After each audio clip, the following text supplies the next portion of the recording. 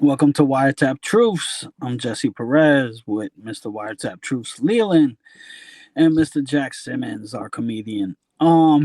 So we're doing a little special mini series from the minds of Ed Burns and David Simon and reality and We Own the City. Um, we're gonna do a special 6 episode We Own the City recap of the miniseries inspired by true events. Today we're going to recap season. Well, there's only one season, episode one. Where I think it's called "We Own the City," aka Wire Cameo Fanatics. It's we're going to let Jack narrate it. It's going to be his first time watching the show, so we're going to be narrating it in real time, which is a little different than how we do the Wire recaps. And I'll be honest, I found it a little boring, a little slow, but interesting. And I think having seen it before, I know my meat and potatoes for the show is Wayne Jenkins, and he doesn't get that much screen time on this one. On the first episode, yeah. On the first episode, so I like at the end of the first episode, that's when I was like, oh, now it's about to start for me. Yeah. But and also too, Jesse kind of explain our pivot from The Wire season 2 and why we chose to pivot at season 2, episode 6. I think we kind of explained it, but just reiterate kind of why we chose to pivot right now and where The Wire is in season 2. Oh, I'm sorry. You wanted me to explain? Okay. Coffee first. So, I thought you were gonna do it. I'm sorry. Sponsored by Starbucks today. We're getting all these big sponsors, man. We had McDonald's first. Now we got Starbucks. Yeah, bro. Like, Dunkin' Donuts. Soon enough. Too bad we'll get the a free coffee and a free egg McMuffin. Yeah, we'll get that that one that serves that beer that they like that McNulty gives to those cops. Yeah. And the place that they get those crab cakes from. Bailey's. Bailey's. We'll got to get them as our sponsor. Yeah, we could. We even got to make that call for us. Baltimore shit. Yeah, so season 2, episode 6 kind of ended like on a closure type episode. We saw the death of D'Angelo. We saw Nick Sabaka kind of save Ziggy one last time. We saw Ziggy and Frank have an understanding. We kind of saw like all these closures happening. We saw Omar put an end to the Bird trial. So season 2, episode 6 kind of felt like a last episode. Like it could be an episode that ends without a continuation and it would be fine. So it was kind of like I think part A and part B if I had to break down season 2. So we stopped at part A and we decided to take a little diversion tour to We Own This City. A lot of shows do that now. Well, they'll put their final season in 2 parts. It really started with The Sopranos that did that. They had season 6, which was like 20 episodes. It really was like there was really season 6 and season 7, really, but they just called it season 6, part A and part B. Right. And then Breaking Bad did the same thing. Also, I remember their last season was like they split it into 2 different sections. So. But yeah, so this is a different I have a different perspective of the show from you guys. Jesse and Leland both. Did you guys watch it when it first came out? The show. I did. When did you guys watch it? I just got onto it. I want to say last year. I think I started watching it last year, 2 years ago, maybe. That was like a maybe year or 2. End of 2023, maybe. I think. Right. This came out in like August of 2022. 2022. Yeah. I saw it when it first came out. Yeah. Okay, you're right. But I watch it every night, like pretty much. I go to sleep. Yeah, I remember. I always get into things too late. It's not for the show's fault. I just, And I remember when this came out, everyone was like, "You gotta watch it because we know you're a big fan of The Wire," and like so every person would tell me to watch it, and I was like, "Yeah, I'll definitely get to it," and I just kind of forgot about it. Yeah. And I watch it every night. Because it's only 6 episodes, so like if I go to sleep, I know all right, well, I need 4 hours of sleep. I'm gonna put it Yeah. on episode 3, and then that's 4 hours. Kind of. Well, that's the other thing is that we should preface before we, like, dive into the episode is that since this is a mini series and so it's like a little different experience watching it. I mean, HBO has like some mini series are phenomenal and they're like the just they're just Top tier, incredible top tier stuff. HBO in particular, I always talk season 1 of True Detective was like a bro, masterpiece bro, of television. 8 bro. episodes completely gets this whole entire story with all these characters. It wraps them up in a way that's satisfying. You really feel like you identify it with it. And Phenomenal yeah. first season True Detective, Oh bro. yeah. And and also they've made even in recent years there was that show about I'm thinking of like cop miniseries. There was that show Mayor of Easttown with Kate Winslet that was really great.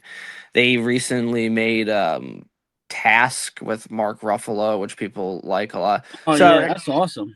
oh yeah, Did you so guys see that? Yeah, I did not see that I one. started it, but I ain't finished it. that's really good. I like Ruffalo, he's good.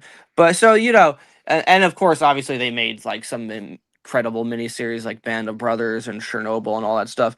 But I'm talking more like they've made some great cop themed miniseries. So but it is also the thing of like, well, you don't really you don't have as much time to develop these characters as you would a TV show because The Wire, and that's one thing we always say about it is it does take its time, which is a good thing for the writing because you want time to develop these people.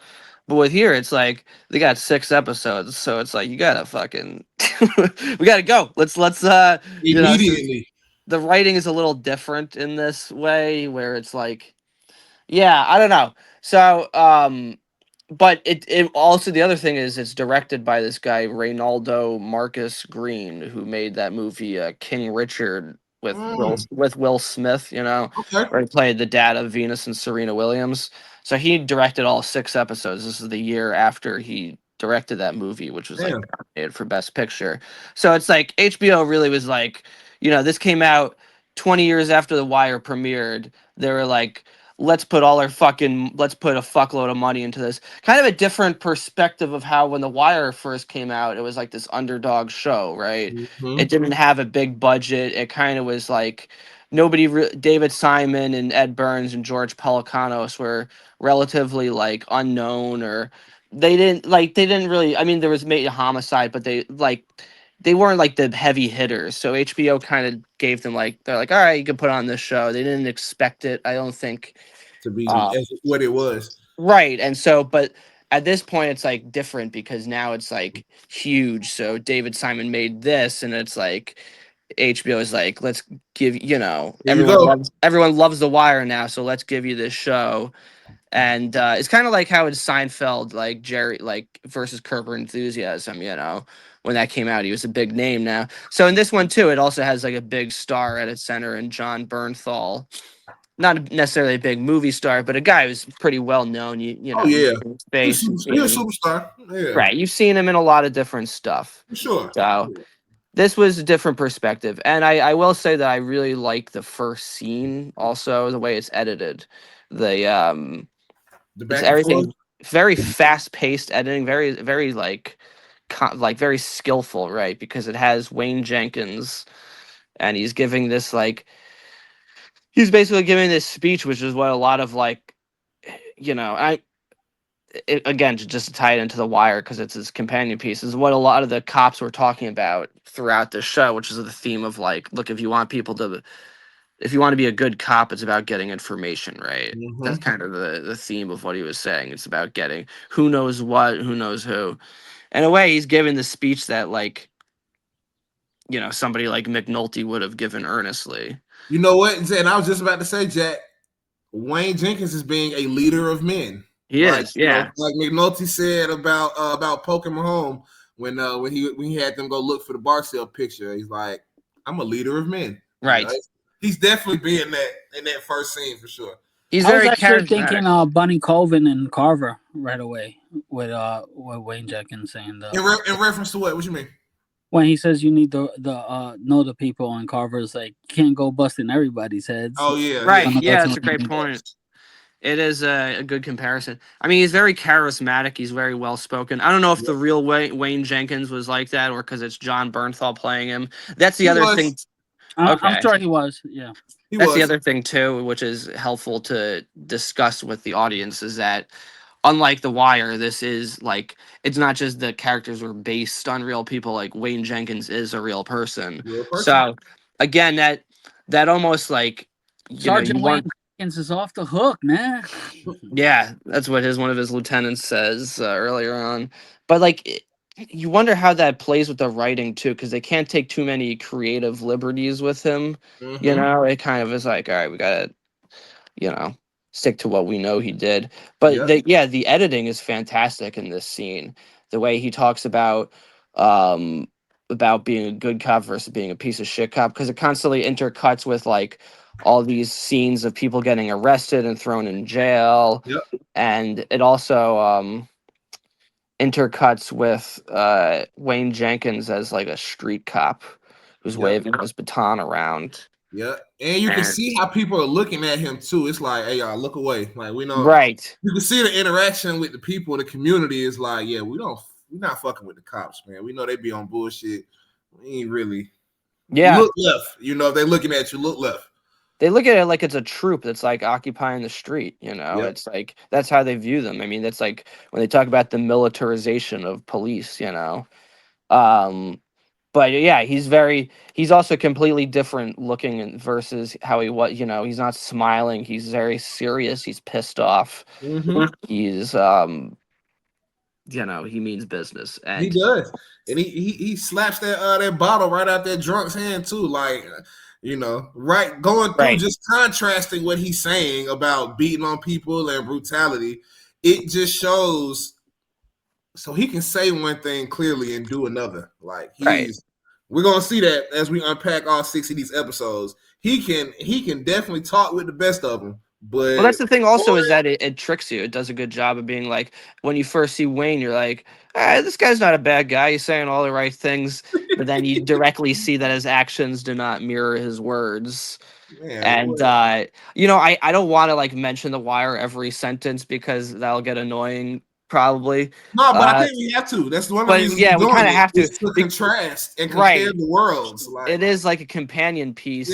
And I'm bringing it up right now because what I'm saying is that like even the sets that they use are the same sets that they use in The Wire. That same store that guy walks out of with the beer in that first scene.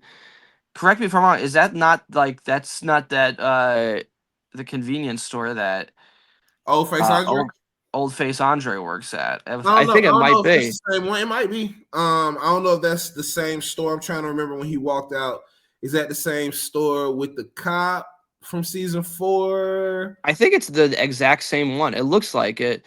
And like some of the sets are directly from like the one you see the Jamie Hector play Sean Hendricks, right? He's working, and then later on you see Wayne Jenkins walking in. It's the same homicide unit office. They just direct, and it's kind of like something from like a parallel universe.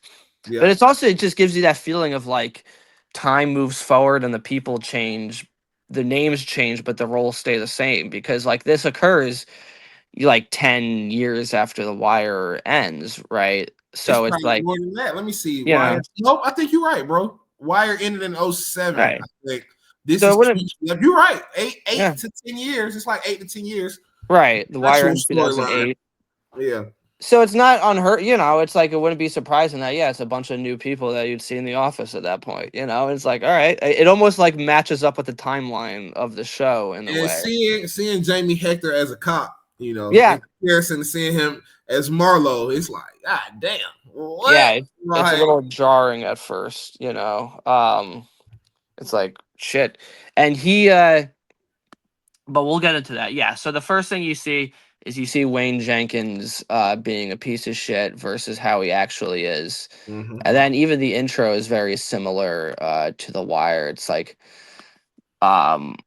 with a lot of stuff that's talking about like current events and whatnot. And that is the thing too, is that the show is more I mean, The Wire is very political in itself, right? Because, politics is everywhere. And it controls every aspect of our lives. But this one is more, I guess it's because it more directly comments on stuff happening now. You notice that like there's more talks about like Trump and all. So it's like it's deep rooted in politics. right, exactly, or the current situation. Yeah. You know, and yeah, which you know, I don't know how you feel about that, but it is.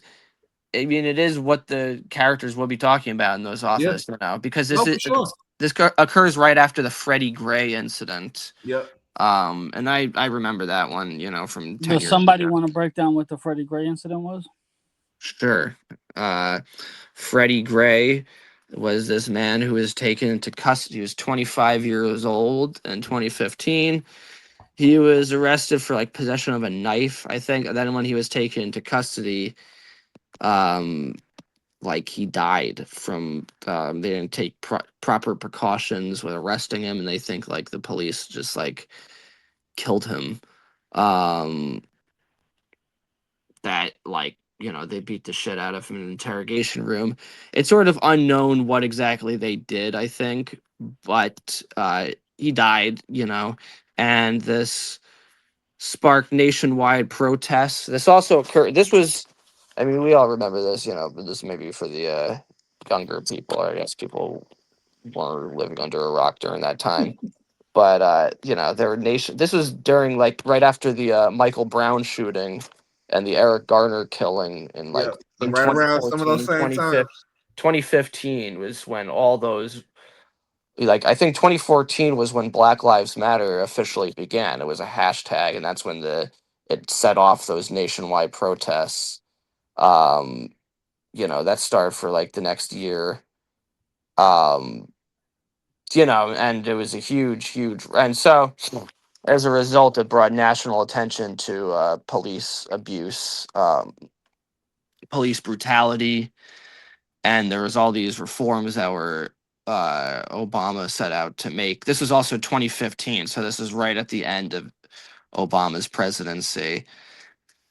Um, and they even talk about that how things are going to change if Trump when they said if Trump gets elected in 2016, like because the main characters in this show were like that woman who works in the Department of Justice, Civil rights office. civil rights lawyer in the Department of Justice. And so they're talking about how their positions might get scrapped or their department might get cut, which is kind of what's happening now, you know, where they're making all these like really unnecessary cuts.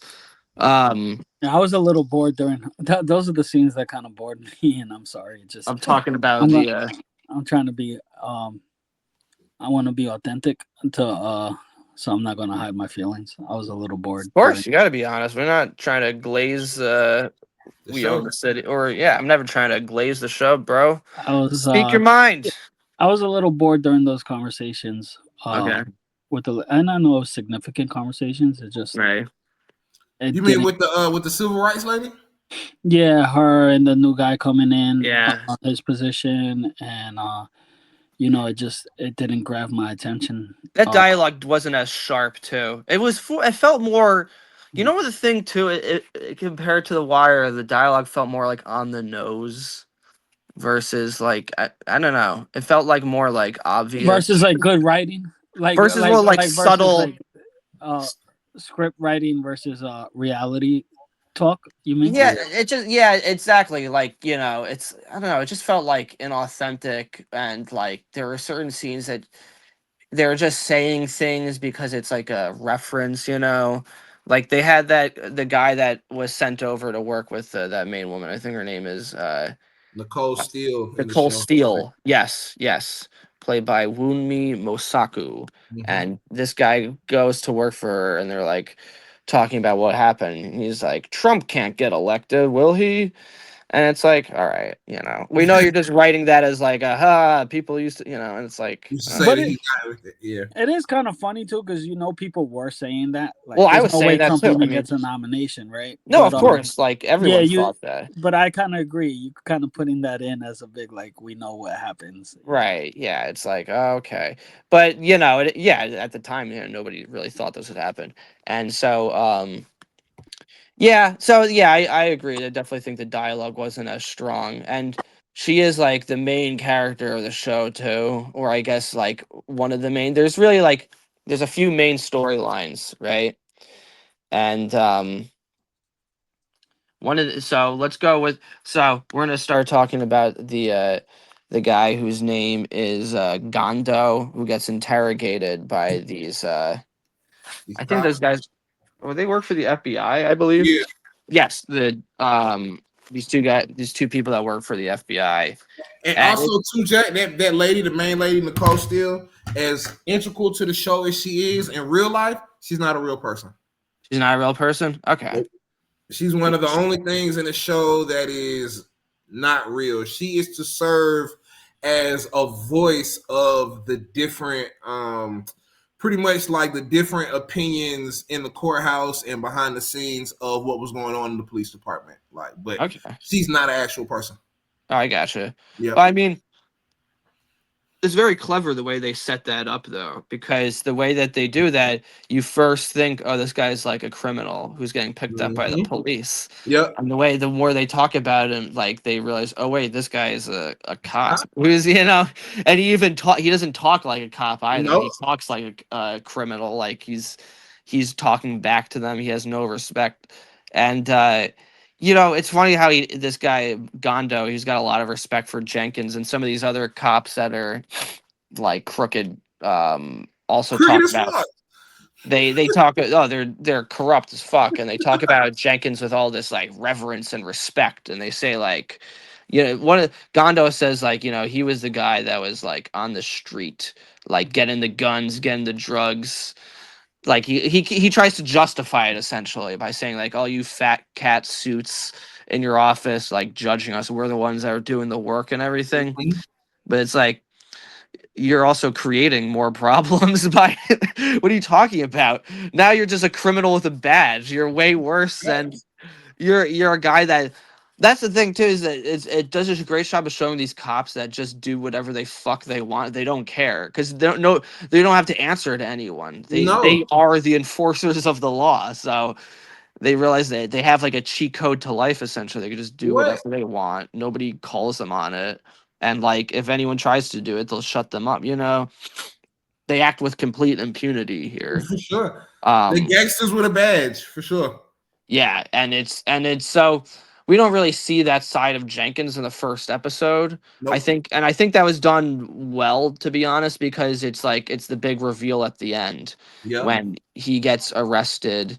And but we'll get into that later on. So yeah, this guy's kind of like talking to these guys, the people from the FBI, and he's like, man, it was a crazy story. And we flash back to them doing a raid. And again, like, yeah, the editing in this show is really great because phenomenal. Because you're jumping between 20 years. Let me see, 2002, I think, to 2017. Okay. Yeah, it was 15 years. I got you. So yeah, I mean, because even this scene, like, we see like from a point of view perspective, we see somebody what's his name, Jenkins, enter like what he's doing, his time slip essentially of like he's filing a report, right, about like this raid that he's going on, and then we see the actual raid that he's doing, and it's like I don't know, it's just like a lot of cool tricks like that I was taking, but I was like, this is kind of neat. And yeah, when they do the raid too, it's all great camera work, a lot of like the tracking shots, like it almost takes place from the perspective of like one of the cops, so you feel like you're walking in and it's like chaos, and these cops are just throwing shit all over the place. And then yeah, Jenkins finds a fuckload of guns in the closet, and they're really happy about it. Then he collects all of them and drops them back at the homicide unit that they used in The Wire. And we see Sean Hendricks, played by Jamie Hector. And yeah, it is definitely different seeing him in this type of role. You know what I mean? Well, the funny part is they put him as a soft-spoken cop. Right. Yeah, He's a family man. And I think his name is Suter. I think He McNulty got came glasses in. now. He's like, Yeah, his name is Detective Suter, Sean Suter. Right. Okay. Yeah. Sean Suter. Wayne Jenkins came in with the cop, and his name is Hendrix, right, or Hendrix. something like that. Yeah. Okay, I was confusing, but yeah, he's got a suit. He's a family man, and he's like, you know, he's 2 years from putting in his papers. I'm out. I'm out. Give He's me just 20 like, and I'm out. right. He's like Danny Glover, and he's getting too old for this shit. I gotta say too, whenever John Bertinal is on the screen, he's kind of capturing yeah, I already know this is my first time watching it. I'm like, I'm interested in Wayne Jenkins. I want to see Wayne Jenkins. Yeah, every scene that he's in, bro, he is clear cut, like the personality, the actor, like it's yeah. It's well, his he show. has this like larger than life presence. Every room he walks into, he's like, "Hey, what's up, everybody?" And like I know people like that, or just people that just kind of eat up they're great, socially. But the reactions here is really telling of Suter's reaction when Jenkins comes in, because you can tell he's immediately like, oh, this fucking guy. Like, as soon as he comes in, you just know there's something up with. Here come Wayne. Yeah, he's like, okay. It's not like he's like overly enthusiastic to see him the way Wayne is with him. You kind of get the sense like he knows there's some shit up with this guy, and he doesn't really want to be a part of it, Even He when says another feather in your cap, huh? Yeah, exactly. Yeah, Jenkins like has this reputation, but you get the sense that like Suter's just trying to separate himself from Jenkins. Even when he walks away, he gives him this look like he knows that he's down in some illegal shit. But I love how all these wire criminals are like the morally nice cops in Come on now. the city. Well, they have Poot, the actor who plays Poot, Trey Chaney plays. He's like the main cop. He's the main cop on this Yeah. episode. If you want to. And also, it's funny because the main cops, whose names are McDougal and the Poot, whatever his name is. I don't think they even say his name in the show. This is only episode, I think. McDougal is played by McDougal and Hawk. Okay, yeah. McDougal is played by David Corenswet, who's Superman, in the movie that came out last year. Anyway, they work for the county police. So like this, it's an interesting, like we never saw that perspective of things. The city police are where like Jenkins and all those guys work for, but they're so in New York it'll be like Nassau County versus NYPD. Right, exactly. Yeah. So these guys, the main cops are the county police who are investigating these deaths of these overdoses that are happening, and really good. I like the scene when they're McDougal's like talking to the guy whose girlfriend died, because it shows you the different types of cops that there are. Whereas like I'm just gonna call it, because Hawk comes in, who's played by Poot, right? And he's all just like, "Where did you get these drugs?" He's just like very like, he just leaves at the end of there. He doesn't even say like, "Oh, sorry." And this guy McDougal says like, "Sorry for your loss." He's like he sees more humanity in that. He's not like just like an asshole. But they're at some house in the suburbs, and this dude's wife overdosed. This guy just got brought back to life with Narcan, and they find that all these bags they have like bumblebee stickers or something or design on them. Now this is what I'm thinking. I'm like, what kind of fucking drug dealer is so stupid that he puts like a thing on their bags every time? You know what I mean? Like, wouldn't you not want your stuff to get figured out of who? It's a brand, baby. I gotta stamp it. Right, yeah. So it's like it makes it easier for the cops to like find where these drugs came from, right? And so they're all like, they're talking to each other and like, hey, we're getting all these overdoses, and they're all coming from like the same source. And so they find out a name, they put that name in their computer, and they do a lot of like investigating. They're our main cops. Those guys are like our McNulty and Bunk. I took it as like they even have like a fun interplay. They're like they're like the main guys who you kind of are like figuring out the case with, I guess. They're not like crooked cops, at least that I've seen throughout the first episode, right? But they also it's funny the way they do things with like that other county, right? Because in The Wire there was a time when like they were trying to like not integrate with each other, the different bureaus, right? The different districts. In fact, when there was like a body, they would fight over who has to take it. They would try to push it off on the other people. They didn't like each other. And here there's a scene when they're like, hey, we should call this guy from this other district because he's investigating this case. And he's like, I don't want to step on your toes. But they're like, nah, we're fighting for the same thing. So there's almost like a change in the way that they do things. Of the connecting of the bureaus or the different cities or counties that they manage. Yeah, there's a different relationships have changed. It does a good job of showing you how things have changed a little bit, I guess if that's a way to put it, from the time that The Wire came out, like even stuff like at the end it shows they have like a female boss that they have to report to later on. I think it's a small thing, but it's like, oh wow, there's a female boss like in the police department. But like the corruption is still rampant. And this one, the thing that makes it different from The Wire, I guess, is that this is more specifically focused on the corruption itself. And like, the police aren't like, except for these guys, they're all kind of just like dirty scumbags, at least, in this show. So that's kind of like the main storyline. But then, we also have that main lady, what's her face? Oh, Steele. She's like trying to find out an investigation about these different people that. So she finds out that there's.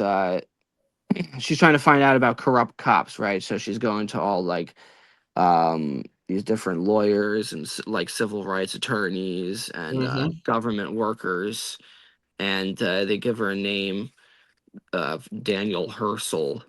The Menace. That's when he comes into play. He's he's also a real person, right? And apparently said he died in prison. Miss our honorary executive producer, Miss Donna Adria Gibson. She gave us that information in our interview with her. I didn't know that he had passed. I've been watching his story and like when some of these cops get released and stuff like that. He had been fighting for a few years. Like, hey, look, I'm fucked up. I'm sick. Let me out of this bitch. But like, yeah, nah, you'll be fine. And he ended up dying. He ended up dying in prison. Well, rest in shit. Yeah, he's a piece of shit. He was a piece of shit. Sometimes pieces of shit die, and I'm not gonna pretend I'm sad that the guy is dead. Fuck him. He was a piece of Some shit. People, some people have it coming, right? But okay, so this guy, and he's the ultimate scumbag cop. He's like Walker in The Wire, Colicchio. Personified. Probably as bad as Walker, I would say. Walker is probably the worst cop in that show, and he's like that. He's physically abusive. They have like something like 40 abuse complaints. I think it's 50, bro. 50 abuse complaints. 50. And she's like, well, why is he still on the street? And they explain, like, well, actually, we want more arrests because now police are afraid to do their jobs. Since the killing of Freddie Gray, they're like afraid of being videotaped. This is also, again, like to show the contrast, because it's like a current show, the aspect of social media comes into play with this show. Right.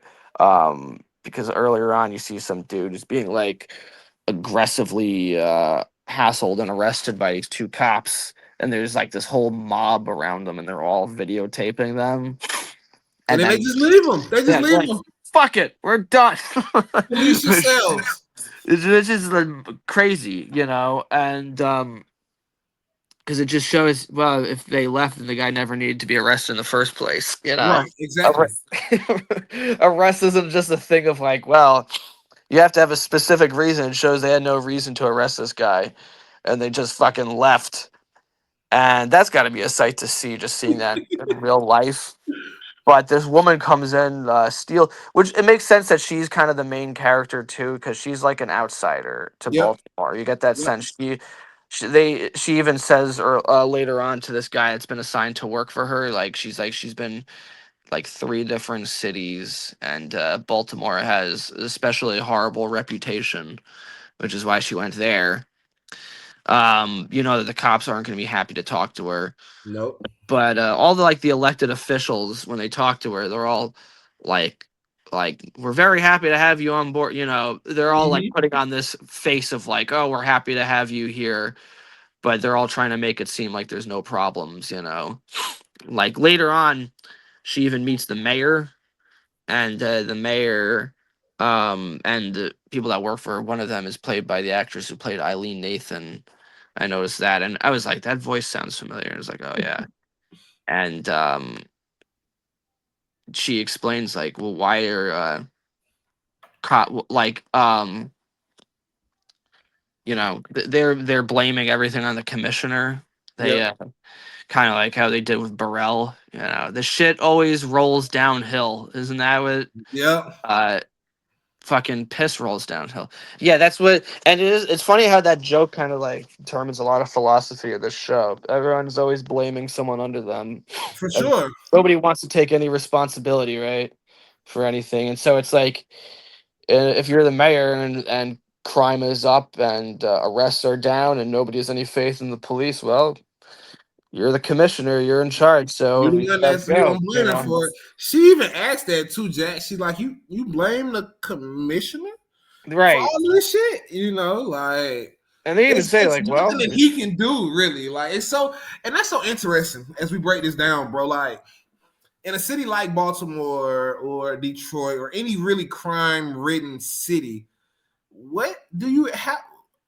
What do you expect me to do more as a commissioner? Like it's like I can do everything that I can do. right, These crimes will still get committed. How right. is that my fault? Like I don't get.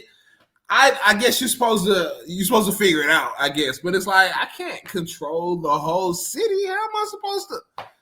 How am I supposed to do that? How am I supposed to stop a murder at 3 o'clock in the morning from my bedroom? Like how am I what like I don't know. I The don't know. problems are nationally, Right. and reform is slow and it's boring, and it doesn't take time.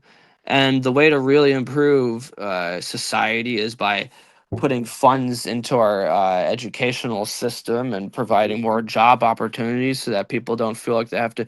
But all that stuff, like, the problem is also is that voters are kind of dumb too in that sense, because they're like, well, we need immediate answers now, and it's like, if somebody can't but no, like you said, nobody can provide those answers. Like, you can't It takes stop the time. way, you can't change the way your city is operating or the way that people are acting in your city.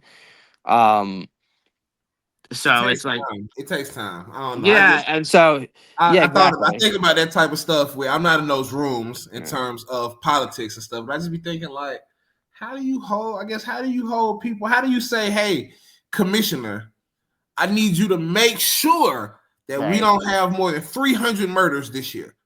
That is how the fuck can I control that? I can't, like, I don't know. That's what I be Well, thinking. they also have to make it seem, yeah, and they also have to make it seem like they're doing something.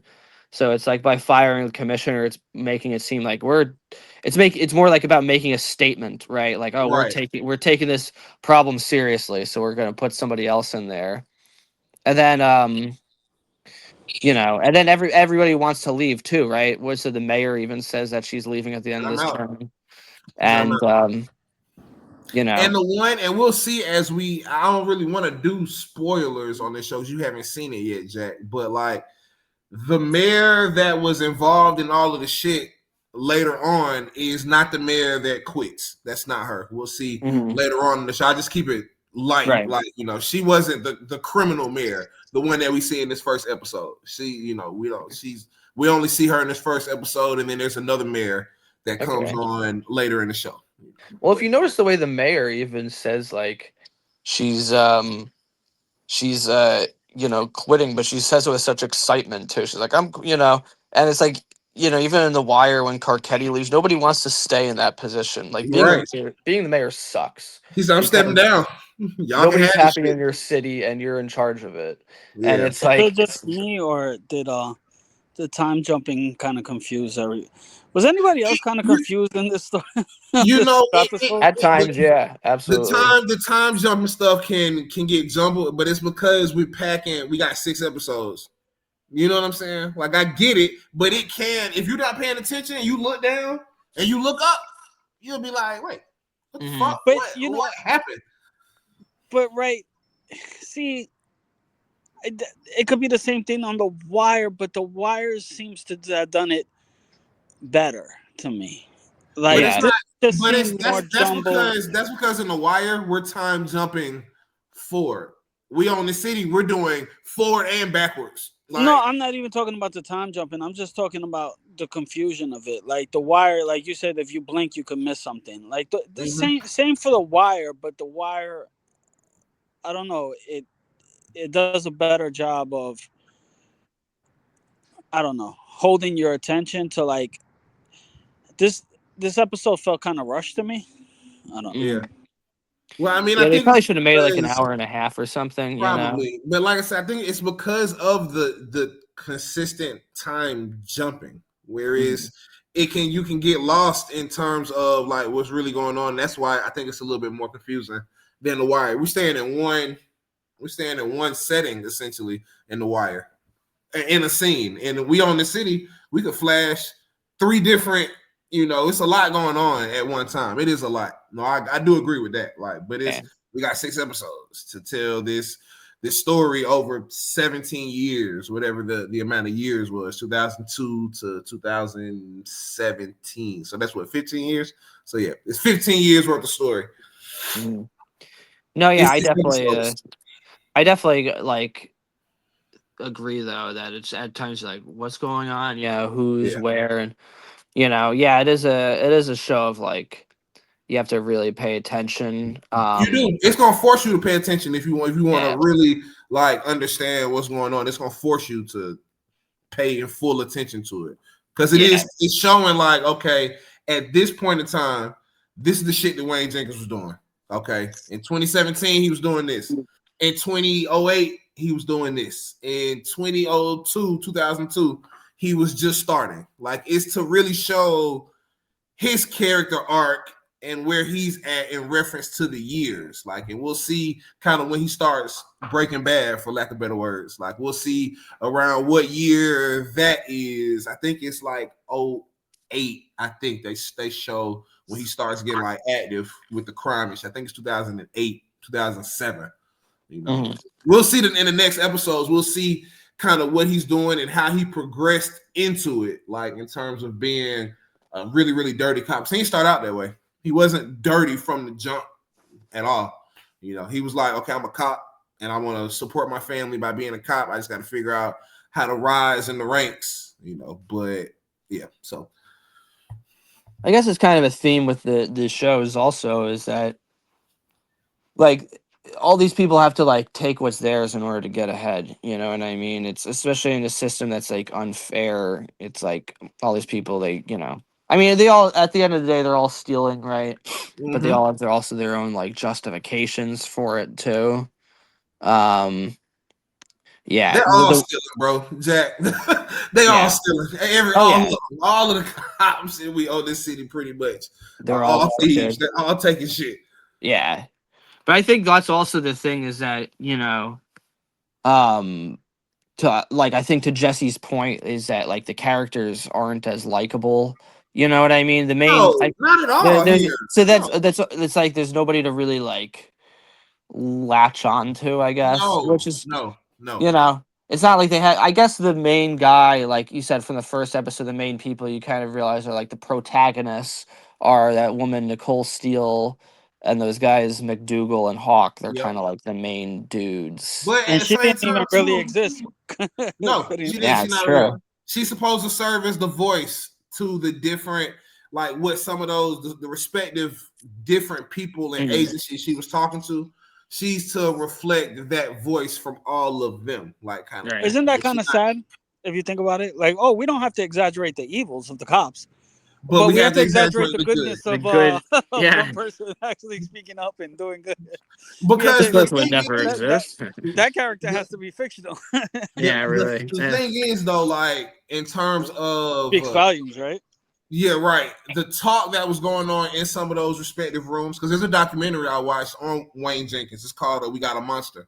That's what he used to say when he had like they would have like a criminal who might have a bunch of money or a bunch of drugs, like they're about to steal. He would say, "Look, we got a monster." That's the name of the documentary. Documentary is crazy. Like it's crazy. If y'all watch that and then like look at We Own This City, it'll really like break things down a lot better too. But he was the people like in these offices, they knew of Wayne Jenkins. Like they knew like Yeah. damn, he is into some shit. Like Well, it's also they like knew it. that last scene when he's going into that office before he gets on the elevator. Like he's like, "Hey, everybody," and they all give him a look. They all know he's about to get arrested. But yeah, Yep. he definitely seems like a guy that has that reputation of being like a corrupt scumbag, Yeah, while at nah, the same time they know. pretending to be this like upstanding, morally righteous cop who does things the right way. You know. Yeah. There's stuff when we get, I think episode 3, Jack, when we get there, you'll really get to see exactly what you just said come to life. Like in terms of how the police world and stuff views him versus how he really is. Like you'll see like, damn, oh shit. Like this motherfucker is well renowned in the cop world, but he's a complete piece of shit. Wayne Jenkins was he really could have got life. I mean, we're not gonna talk about what he ended up getting to the last episode, but he really could have got life for some of the shit that he was doing and what he was. Okay. You're like, he really could have got life. Sure. I mean, it does give people this power complex, and you even see that one character, Gondo, is interesting because you see him operate with the drug dealers, and then you see him with cops, and Yep. it's just like there's no change. He's just the same guy. It like tricks you into thinking this guy is a drug dealer at first, Yep. even when he's out and about with people, and he even robs like a stash house. Yeah, It would be like if one of the it shows his crimes that he was doing. yeah. In reference to, like you said, when they introduce him, like, well, who is this person who we see in this interrogation room? We don't think he's a cop at first, obviously, but it shows, like, hold up, you were out doing breaking and entering, like as a fucking cop, like, it's like, wait a minute, what the fuck? Armed robbery, bro? Are you kidding me? Like, what? Yeah. You a fucking cop, bro? What are we talking about? But the acting was great, and just the writing in terms of how these cops behave with each other, just the way they talk. Yep. It's all like this ball busting, macho way of like speaking. That felt very like real to me, And a lot of it is too, Jack, because that documentary I was telling you all about, We Got a Monster. They have some of the dialogue like from the wiretaps, and they pulled a lot of that into the show We Own This City. Like a lot of that, some of the stuff we'll see, some of the dialogue with Gondo and the other cop we was talking to, who I don't know if y'all know, there's another Wire hitman. I don't know if y'all remember who he is. The actor played Gondo. Yeah, the light skinned one with Gondo who was in the club with him, and he was like, "To the winner go to Jules" or something. He said something like that. That's right. That's from season. He's from season 4. He's from Marlowe. He's the one that got shot in season 5. Wait, is he the one that wears the hat that got shot? The one who wear the bucket hat that got shot? Right? Fruit. Oh, that's Fruit? No, yeah, that's not Fruit. Oh, no, not Fruit. It's season 5 when they shoot out with Omar. And then at the end, he's like, well, we need somebody to take the charge. And Snoop was like, well, you can't help us no way. You on one leg. And then she smacked him in the back of the head. Yeah. Right. In Levy's office. Yeah, his name is O-Dog in The Wire. But he's another Wire person. He the one that killed Bodie. O-Dog killed Bodie, that's right. Yeah. So whatchamacallit? Where are we on the episode actually? We're just about almost there. We're talking about so we're talking about like the mayor is leaving. Nobody wants to like have any responsibility. Kind of like, but it's probably funny because she probably came into office the same way Carcetti came into office. Like, I'm gonna change things, I'm gonna fix things. Then 2 years later, I'm gonna get the fuck out of here and have a higher ranking position. when, you know, they realize like this, it's kind of like a broken system, unfortunately. Yep, no, for sure. Um, And just keeping it to the core of our channel, The Wire.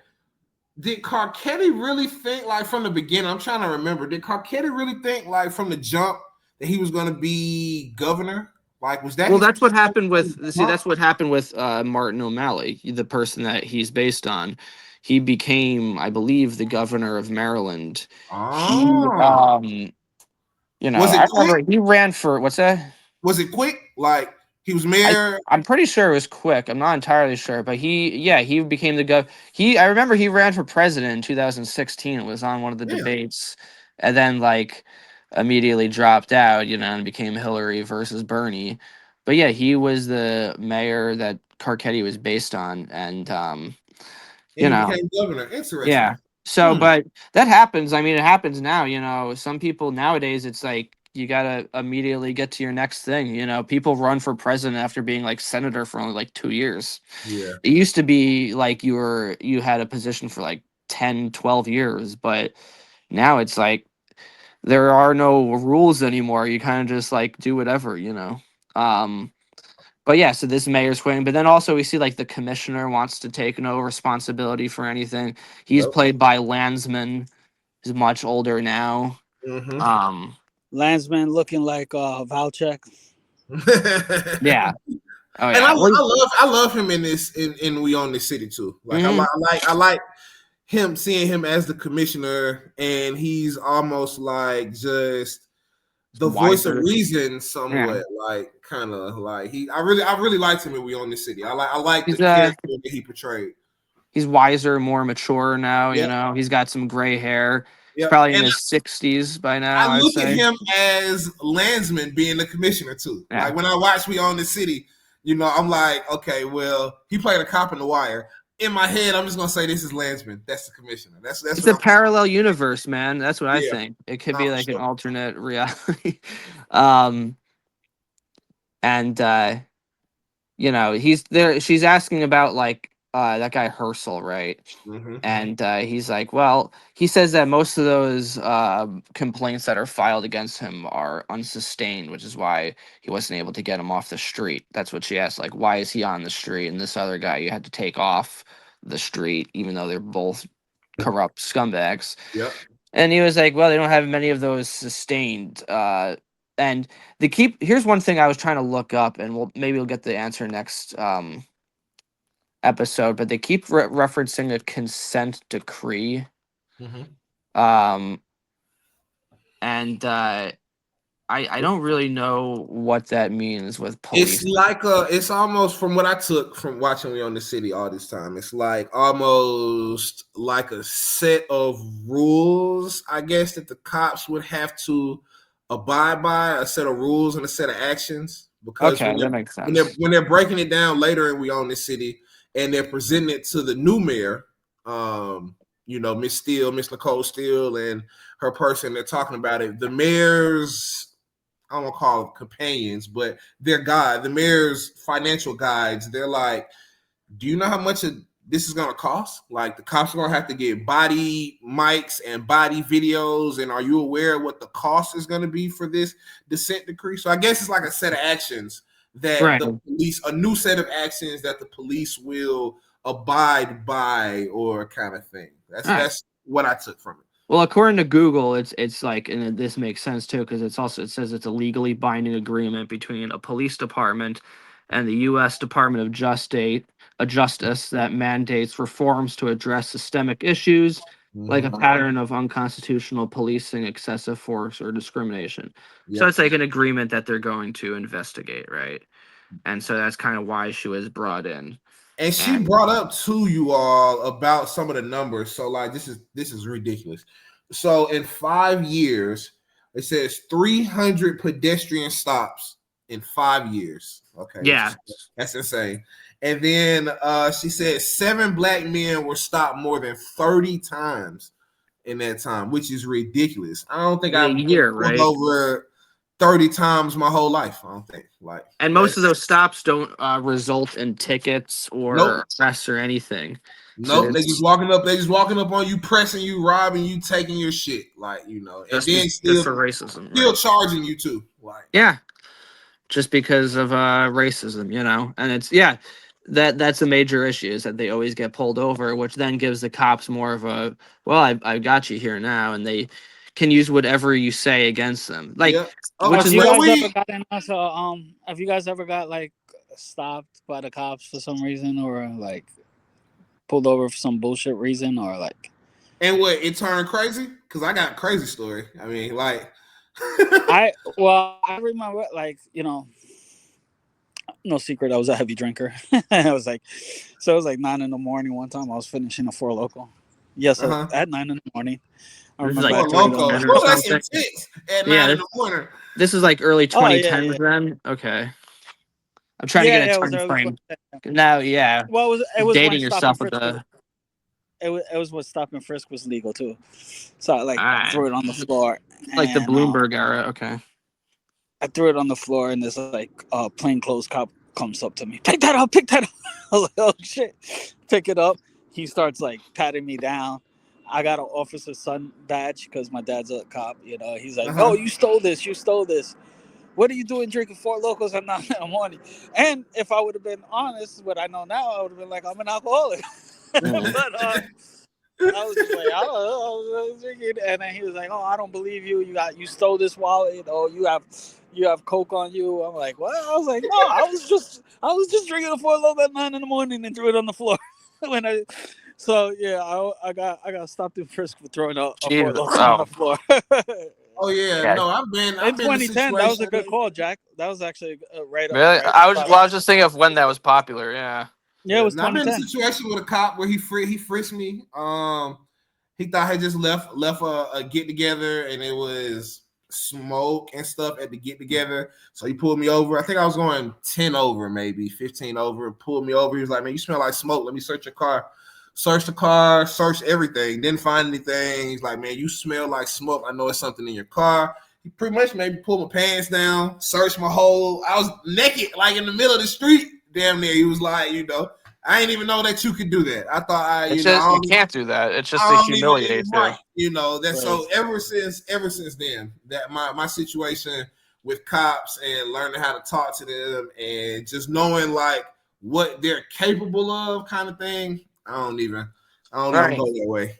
Like I don't. They do that stuff as like a power move. It's just to humiliate. Yeah, no, he was pissed. He couldn't find anything. Like he was like, it smells like it. I'm like, man, I just left a party. Like I just left a party where it was heavy smoke. I wasn't smoking. I wasn't doing but my clothes were. You could smell it on me, kind of thing. Like I don't have nothing on me, bro. I don't have anything on me, bro. He was like, pull your pants down, pull it out, lift your balls up. Like it was definitely a violation. I'm not. Every time I tell this story, people be like, "Bro, that really happened to you?" Yes, it was the sheriff in Cobb County here in Georgia. It really happened. It's a real thing, a real fucking story.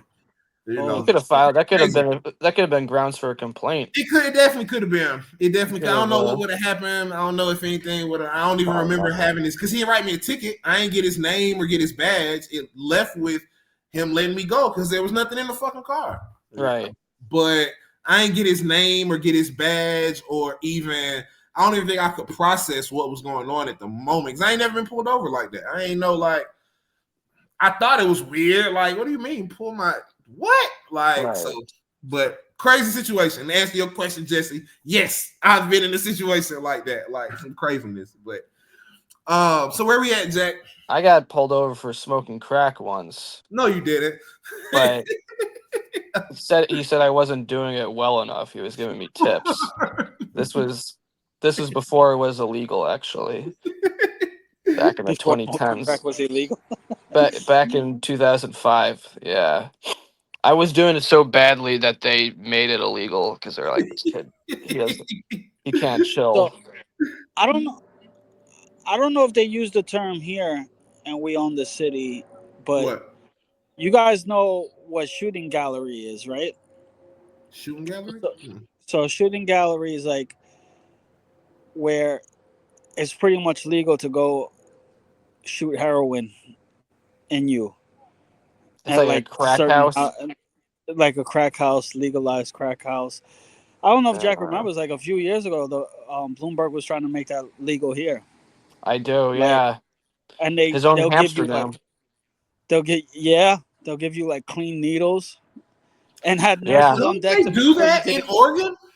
Is it Oregon or is it another country Well, that I've it was here heard? in New York that they tried it. Oregon, they were trying to pass that. I think I don't know if they did as like there was going to be an area where you could have like a designated Drug, and it's like almost all drugs are legal kind of yeah, shit or something, right? that was in Portland. I have to That was do Oregon, right? I thought so. next episode. I'll do more research into that because I do know what you're referring to, and I do Yeah, know what you're this was. referring I don't to. even think it was 5 years ago, Jack. Like Yeah, I it think was it's been no, it was a within the few last years 5 ago. years.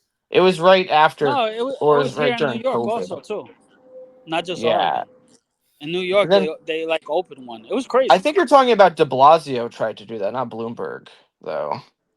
I'm sorry, De Blasio. Yeah, yeah, because Bloomberg that was like 20 years ago. Yeah, De Blasio was mayor a Yeah, few years ago. Yeah, And he right, one tried to right. do hour No, that. in, yeah, De one Blasio hour was in, we want to say please like, share, subscribe, comment, Wiretapped Truths. We appreciate all the love. What were you saying, Jesse? no. I'm sorry, De Blasio. Yes, Yeah, create. Bloomberg's like a billionaire. yeah. Bloomberg Yeah, doesn't give Yeah, a that's the shit stock about guy. poor yeah. people or Bloomberg created those things. Shows you how much I follow politics. So yeah, De Blasio. Um, yeah. So where are we? Oh yeah. So I guess we should talk about Herschel too. He's kind of Woo! the main shitty cop, and you're talking about like getting pulled over. The problem with these a lot of these cops is they find reasons to pull people over. Like, so Mhm. this guy, we see him like pulling this dude over. He says like, hey, you passed the stop sign, Come and it's on, just bro. like, I stopped. Like, what do you want me to, do you want me to just What you wait gonna there do? for 5 minutes? And then Quick he's as like, all right, why don't you step out of the car? And he takes his wallet out and starts throwing his cards all over the bro. sidewalk.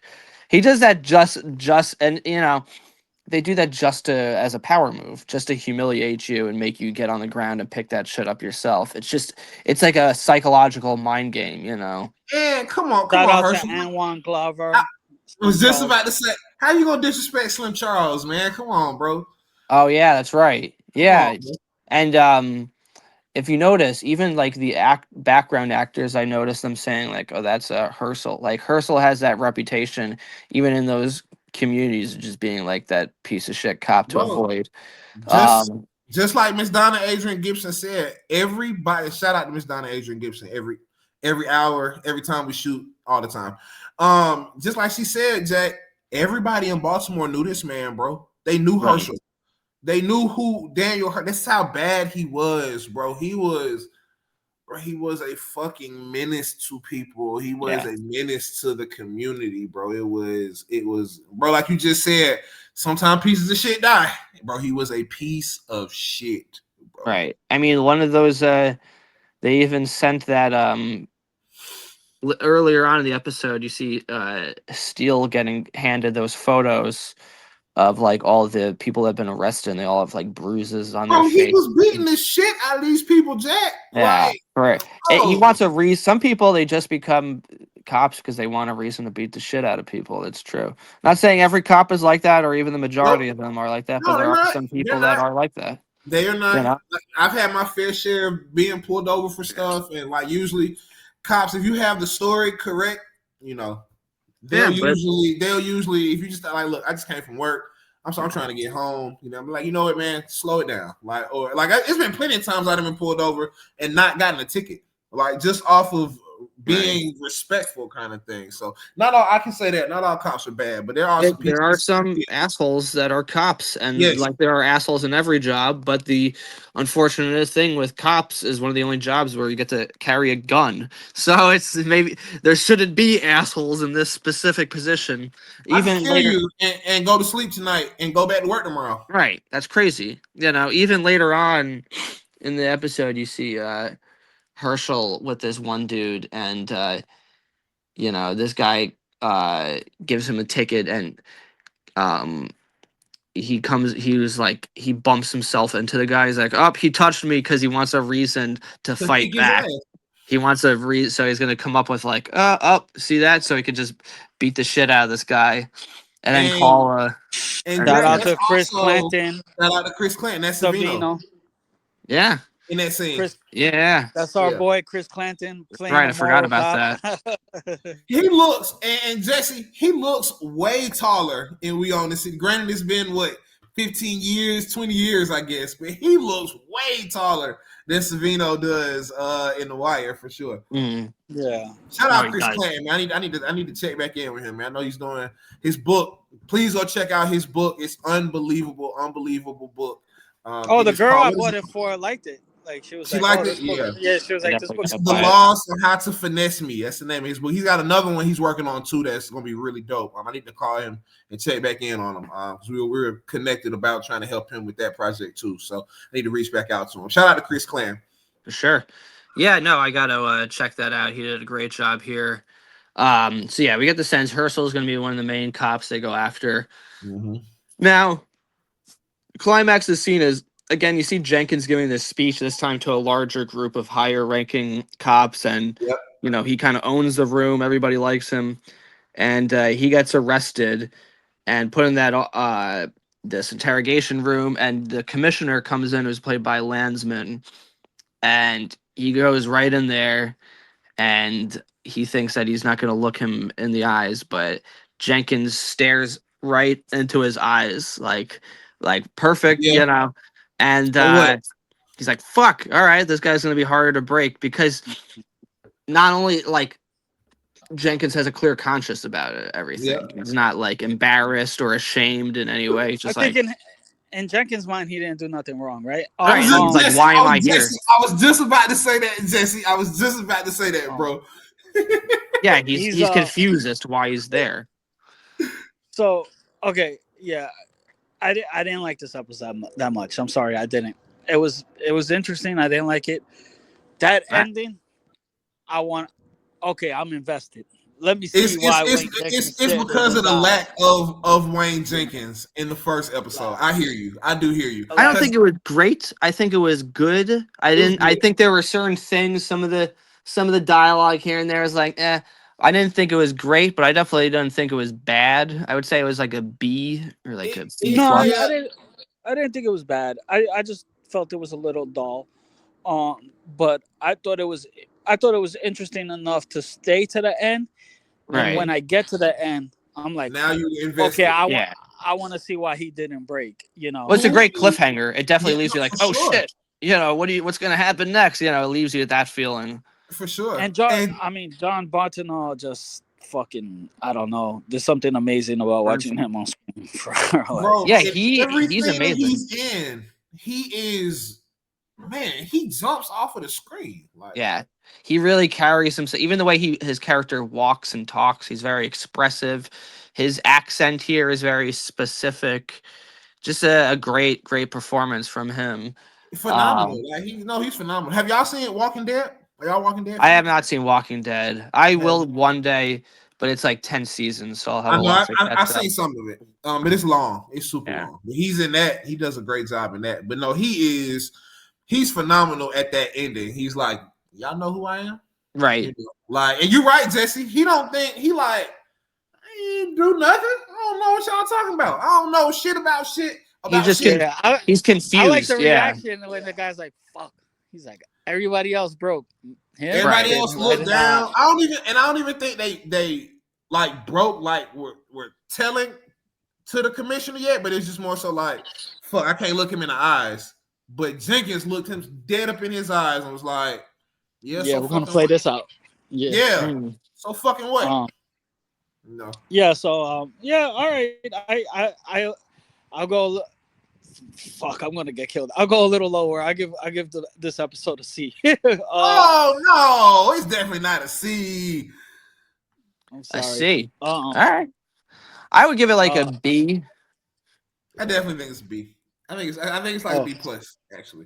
You don't go into it expecting it to be. I don't think for the viewers at home, you don't go into it being like, oh, it's gonna be as good as The Wire. It's more just like an offshoot or like a little like thing. You know what I mean? It's like And accompanying I it. You know, I just like all of the Wire cameos. Like, we got to see Bobby Brown from season 4 as Sergeant Allers.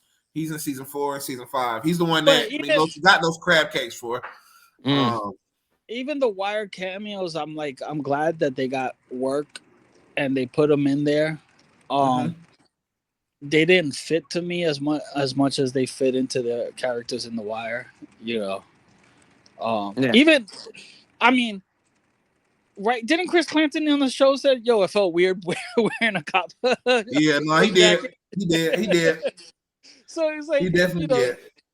Seeing Chris Clanton like, "You're wrong, Herschel," versus seeing him say, "I'll take the 3," is a difference. Right. I'm sorry, there's a difference there. Yeah, but I'm glad they got work though. But I mean, shout out to Trey Shaney, who was kind of like the star of this episode. Poot. He found the tracker. He found the second tracker on the truck. He did. He found the second. Oh yeah, we forgot to mention, which means they're getting tracked by, his case will eventually collide with finding the Jenkins people. Yep. I'm gonna I really want to give like the main. I want to give the actor like John Burton, but he's so little scenes, and I know he's gonna steal every other episode. I'm gonna give. I'm sorry, Bernthal. John Yes. Bernthal. Bernthal. Okay. Yeah. I'm gonna give it to Trey Shaney. Okay. Here for this episode. Oh, and I'd see that. Yeah. Donna Adrian Gibson, we love you. On the unofficial, whatever that first word is. Yeah. The episode. Thanks. Shout out to Bob Spohr. He's been helping. Me and him been keeping in track. Just on a sober tip. So shout out to Bob. And Nakia Dillard. So we're gonna put a link on the bottom in this video. Make sure to go there. Check out his acting class. Wiretapped Truths. Sending you to Nakia Dillard. Been done a bunch of. If you go to his IMDb, he's all over the place. Recently did a project with Jamie Hector. Yep. Offering acting classes. And all ages too. All age ranges up to, I think he told us his most recent signing was 80 years old or something. So if you want to get involved in acting by somebody that's got an unbelievable resume, we're gonna put that link into this video. So it'll be at the top of our description. So Kamal Bostic Smith. Check out his YouTube channel. Shout out to Jeffrey Pratt Gordon, aka Johnny 50, who just came on. We're gonna have Teddy Keynes on. Shout out to Julito McCullum, who played Naaman. Maestro Harrell for putting us on our channel. Like, yo, you guys are just making us feel part. I'm feeling part of the Wire history, which, man, I'm so honored to, like, you guys. Perry Blackman, who the OG Perry Blackman, who is the main security for the Wire. Leland, am I forgetting anybody? No, Brandon, Kevin Michael Darnell. Kevin Darnell. Yeah, I always mix up his middle and first name. I think you touched on, I think that's all of our guests that we've had. Alonzo, Mr. Alonzo. Also, too, just want to go ahead. What do you want to say, Jesse? Oh, and if you know the name brand that's on season 1, that's not, on the pilot episode, that's never ever used, let us know, man. We can't figure it out. Well, phenomenal breakdown. Jack, thank you so much for being our narrator, man. We appreciate you so much. Thank you guys. All the research you do for our episodes, Jack, man, this is unbelievable. The stuff. Thank you guys for everything. And So we are, like Jesse and Jack mentioned earlier, we are going to finish this year breaking down We Own the City, and we are going to pick right back up for the second part of The Wire. Probably be top of the year or right around Christmas, something like that, when we pick back up on season 2. So we just want to say, please like, share, subscribe, comment, Wiretapped Truths. If you want to be a part of some of our future random episodes, we are coming up with some really, really fun ideas, maybe like a Wire Jeopardy or maybe like a Wire debate type of setup for people, maybe both. So if you want to be on the podcast with us, if you want to advertise on the podcast with us, please feel free to reach out to us at wiretappedtruths@gmail.com. Any voiceover work, or if you want to cast any one of us or all three of us for any of your voiceover work, any commercials, please feel free to contact us at wiretappedtruths@gmail.com. We appreciate it. It's been another phenomenal episode, and We Own This City episode recap number 2. We'll be shooting next week. Y'all have a good one. Happy holidays.